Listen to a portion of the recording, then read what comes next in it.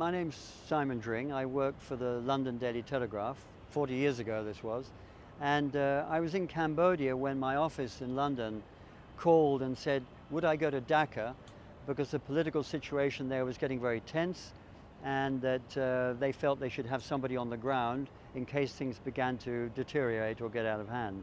So I arrived here on March the 6th, 1971, and to be quite honest, I knew very little about the political situation here. My birthing, if you like, was actually on March the 7th at the racecourse when Sheikh Mujib gave that famous speech, and I was actually standing on the platform only a few yards away from him. I don't speak Bengali, but I have to say that in that 20-minute speech, listening to him, seeing the reaction of this huge crowd there, I understood everything that was going on. It was extraordinary. There was that one phrase in particular where he said, the struggle now is a struggle for our emancipation. The struggle now is the struggle for our independence. Joy Bangla. And I promise you, the hairs almost stood up on the back of my neck because I didn't understand it, but I understood it. And if you like, it was at that moment I began to really get a feel for what was happening in what was then East Pakistan, and the conflict that was evolving between the West and the East, and Yahya Khan and Bhutto and the other players who were here supposedly trying to resolve the situation. Over the next few weeks, until March 25th, I got to know Sheikh Mujib and other leaders of the Awami League. So by the time March 25th arrived, I felt as though I had a reasonably good understanding of what was happening. The first warning bells were sounded around about 5 o'clock on the afternoon of March 25th when we heard that Yahya Khan had left. That was a very bad sign. Everyone got very nervous very quickly that something was about to happen. There'd been rumors of military action for some time. It now seemed as though it was inevitable, that whatever people were saying, there was no longer room for talk, only action as far as the Pakistanis were concerned. Certainly the whole city began to become a little bit uneven and unstable. Some troops appeared outside the hotel here. This was the Intercontinental then, and this is where most of the journalists were based who were covering the situation. There were up to 200 journalists here, and clearly they were not encouraging or allowing you to leave. So it all began around about 11 o'clock on that night of the 25th, when the first convoys of Pakistani troops rolled down the airport road from the cantonment. And that's when we knew that we were about to witness something extraordinary. We also, amongst ourselves, knew that somehow, given the scale of the killing that was obviously taking place in this city, the scale of the massacre, because it was a one-sided thing, there was nobody shooting back, that they were never going to let us out to see what was going on. And sure enough, on the evening of the 26th, about 24 hours later, when there was still shooting going on around the old city and the Hindu areas, the man who was liaising with the foreign press, and a Pakistani intelligence officer, Major Siddiqui, came to the hotel, and he spread the word out amongst the journalists that civil war had broken out, and that for our own safety, because we might be killed by these Bengali buggers, he called them, he said, we're going to take you out of the country. And so I went up to him and I said, Major Siddiqui, Simon Dring, Daily Telegraph. He said, yes, I know who you are. I said, I hear that we have to leave. And he said, yes, for your own safety, for your own safety. I said, well, is this an order? Oh, no, it's not an order, just for your own safety. So I said to him, so I don't have to leave then, I can stay. He said, you can, but it might be dangerous for you. So I said, well, what will happen if I stay? And he said, well, there might be a party for you. Whatever that meant. They were going to take all the foreign press corps, put them in trucks and buses, take them to the airport, fly them out to Karachi, and then on the morning of the 27th, they had to lift the curfew. And they couldn't afford for any journalist to get out and document the scale of the killings and the massacres that had taken place in Dhaka that night. And believe me, there was a lot of dead people out there, and they didn't want us to see it. So I personally actually felt very angry about this, and angry professionally that we're being denied the opportunity to actually go out and document the scale of the killings. And personally, I knew many Bengalis, and I knew that a lot of innocent people had been killed, and that somehow you couldn't allow this to happen. And it made you angry that the Pakistan army thought they could get away with this. And that was really appalling, and it did make you angry. So I decided that I'd try and hide out. So I went to my room, packed my bags. So I looked good intent, you know. I packed my bags. Oh yes, Major Dick, I'm ready to leave. And then I came up and I hid on the roof. Well, on the night of the 26th, this was where I came to hide.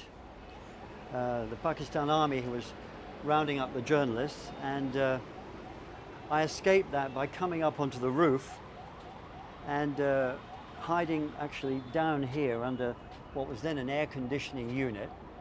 And in this way I felt a little bit secure, but at the same time I could go to the edge of the roof and see when the journalists who had been rounded up by the Pakistan army were taken away. And I thought, well, if I can get away with it, if they don't count the number of journalists getting onto the trucks and buses, I'm okay. If they do count and say, where is that fellow from the Daily Telegraph? Then I can say, oh, I'm sorry, I packed my bags, I was planning to come, I just went for a walk, you know. So I came up here and I spent about 3 very nervous hours up here, waiting to see what happened.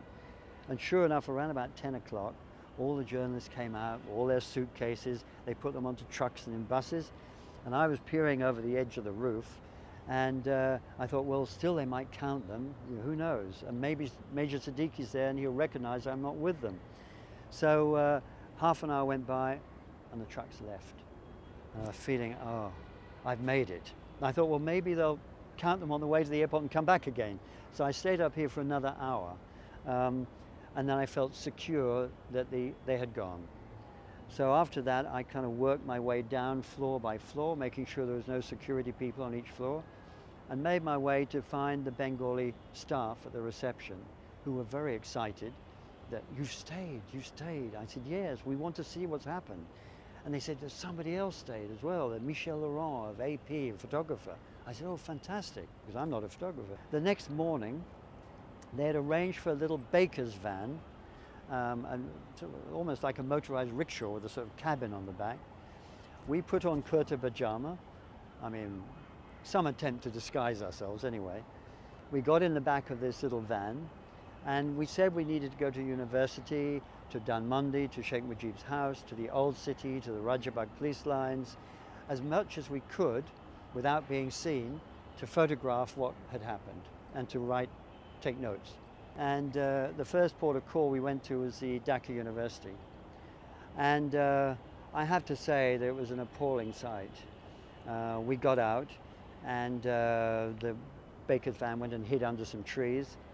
And we were able to actually walk around the campus carefully. I counted about 30 bodies there. I believe many more must have been killed. Certainly in the dormitories of Iqbal Hall, there was a lot of blood. I saw a student dead in his bed. There were students lying in the lake, or dead bodies. I couldn't identify all these. But there were about 30 bodies I counted in that area. And quite clearly the army had come in. They'd set up mortars on top of the British Council. They'd mortared the dormitory area, the campus area. Then they'd gone in and just shot people. And the students probably sat there thinking, oh, they'll just arrest us, but they were mistaken. And unfortunately and sadly, many were killed that night, as were teachers. We spoke to some people in the area. They said at least 7 teachers had been killed. A family of 12 in an outhouse near one of the dormitories had been killed. Unfortunately, we were not very careful, which we should have been, and an army patrol had gone by the end of the road that led to Iqbal Hall while we were taking pictures, and they had spotted us. Now, whether they thought we were journalists or what, but we were clearly foreigners, and we were clearly doing something we shouldn't be doing as far as the army was concerned. So we knew that, unfortunately, word would be out now that somebody was around. Perhaps 2 journalists had escaped the net. So we thought we had to keep moving, keep hidden as much as we could. And we then set out, we went to the Hindu area and to the old part of the city, quite close to the university. a market area, I forget the name of the market, had also been attacked, and about 200 yards of houses had been burnt down. There were people dead in front of their shops. I counted at least 4 or 5 bodies there, but many more, I'm sure, had been killed in the burnt out shops. When we got to the Hindu area, quite clearly again, there'd been a very deliberate attempt to kill people. I understand that I was told by some people there that at night they'd gone around firing flares into the night, and then people were pointing out, razakas of some sort, pointing out which houses were supporters of Sheikh Mujib, and the occupants were taken out and killed, just shot in the street. But everywhere we went, there was indications of the scale of the killing. I met one police officer. He had 240 officers in his division, and he had only found 30 of them, and they were all dead. In the old part of the city, I spoke to an old man where clearly large areas had just been burnt and razed to the ground. He said the tactic was the Pakistan army would come to the end of a street, they would send a unit down, shooting into the houses, followed by another unit that poured petrol, and they set fire to the buildings, to the houses, just shanty houses. And those that weren't burnt alive inside, if they ran out, they were shot dead. Again, just a deliberate attempt to terrify and frighten people and to kill people. At 32 Dalmundi, we spoke to neighbors who told us how Sheikh Mujib had been arrested. At around about 12 o'clock, we knew we'd been in contact with Mujib on the phone from the hotel here at around 12. He had said that he was not going to go into hiding, that if he did, he was frightened that they would, as he said, burn the whole of Dhaka down to find me. He'd sent away most of his staff except for three staff and 1 bodyguard, and he was waiting for them to come for him. And they came for him at around about 10 past 1 in the morning, a tank, an armored car, some troops and a jeep, and a couple of officers. And Mujib came out apparently onto his balcony and said, "What is all this shooting? All you had to do was telephone me and I would have come." And they said, "So come down, Sheikh, come down." And he came down and they arrested him. The Rajabag police lines, there were 1,100 police in dormitories there. We don't know how many were killed, but they'd fired incendiary devices into the dormitories. Most of them were burnt down, and a lot must have been killed. So this was the pattern right across the city. And I have to say that after several hours moving around this city, Michel and I realized that the scale of the massacres here were really extensive. We don't know how many were killed, but we estimate probably in the region of 7,000 people could well have lost their lives over that 24-hour period. At every place we went, there was no indication of anybody shooting at the Pakistan army. This was just clearly a deliberate attempt to kill people, to teach the people of this country a lesson, to say to them, forget about independence, this is united Pakistan, this is Pakistan. The problem we then had was, how do we get this film out? How do we get my notes out without losing them all? I mean, to be quite honest, although you could remember a lot of the information, you had to get your notes out. They were an important part of the whole documentation of what had gone on. And you needed to get the photographs out, of course. The problem was that we had been spotted, and there were suspicions that a couple of journalists had obviously hidden out or stayed on. So when we got back to the hotel, the Bengali staff here were very nervous. They said the army had already been here and searched the hotel and said, are there any journalists staying here? And they said, no, of course there's nobody here. They said, we have to find ways of hiding you because we think the army is going to come back. And sure enough, from about 2-3 o'clock on the afternoon of the 27th, right through that night, the army came back 2 more times. The Bengali staff here set up a system whereby they knew where we were at all times. Whenever the army appeared at the front desk or the reception or the front foyer, they would contact us, and the Bengali staff who were with us would hide us somewhere. We then had to find a way how we're going to get out. I called the British High Commission, but they were extremely unhelpful. they took the attitude that if you're supposed to leave and the Pakistan Army's told you to, then you should have left. There's not much we can do. And they certainly weren't going to help take our film out or anything like that. A German couple in the hotel contacted their embassy, and their embassy agreed to take out 9 rolls of film in the diplomatic bag. So we divided up the film and we gave 9 rolls to them. Unfortunately, they disappeared. So we don't know what the motives of the German embassy were. The only way we could get out was by air. There was no way we could get out over land.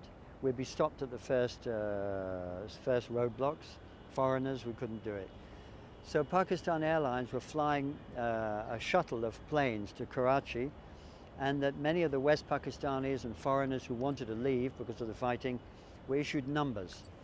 And this German couple in the hotel very kindly gave Michelle and I their numbers, which enabled us to get on a flight on the morning of the 28th.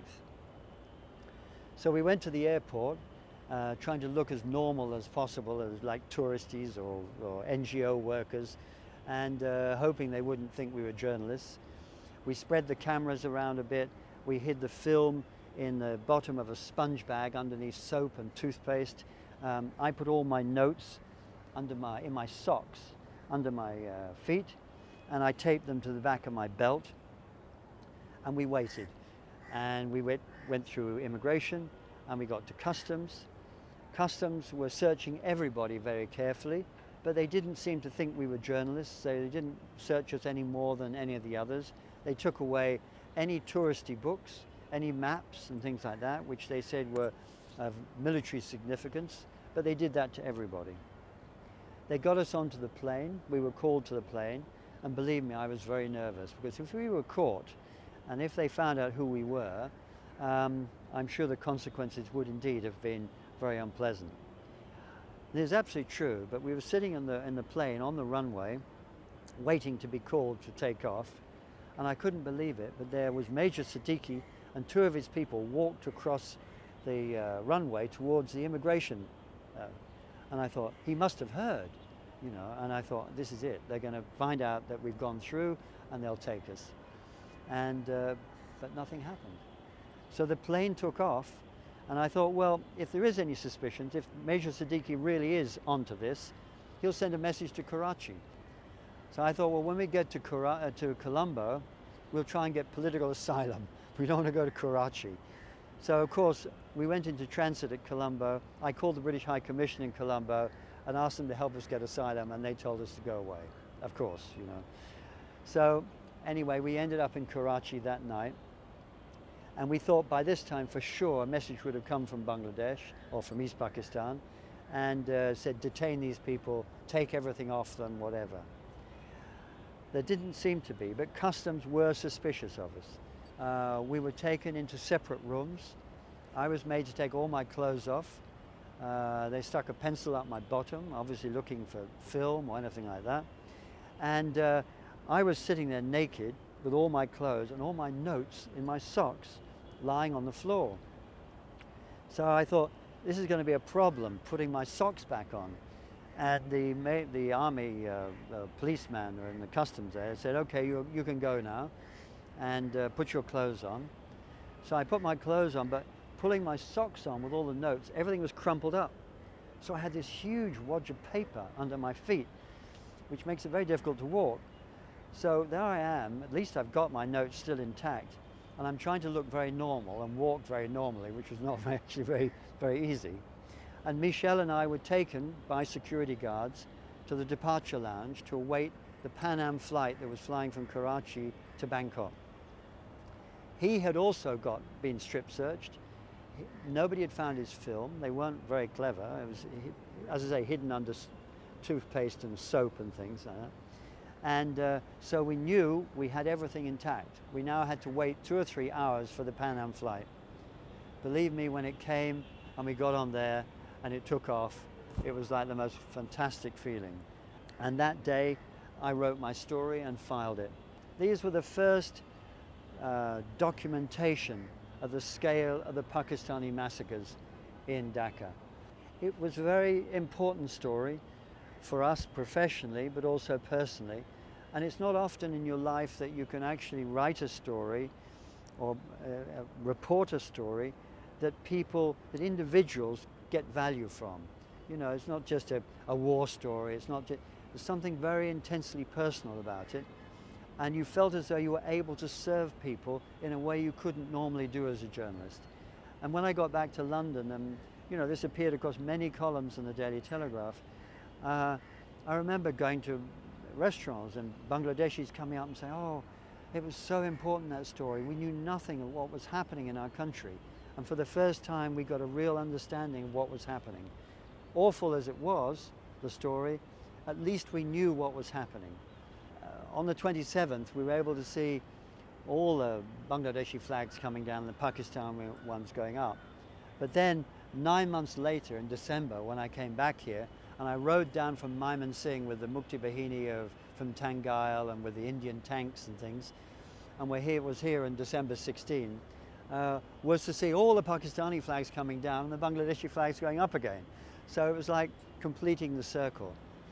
And it was very satisfying to have been here at the beginning and then here at the end, to see independence arrive and to see the Bengalis get their just desserts, as it were, and to get what they needed and wanted. And I have to say, one of the first things I wanted to do was to go to the cantonment and find Major Siddiqui.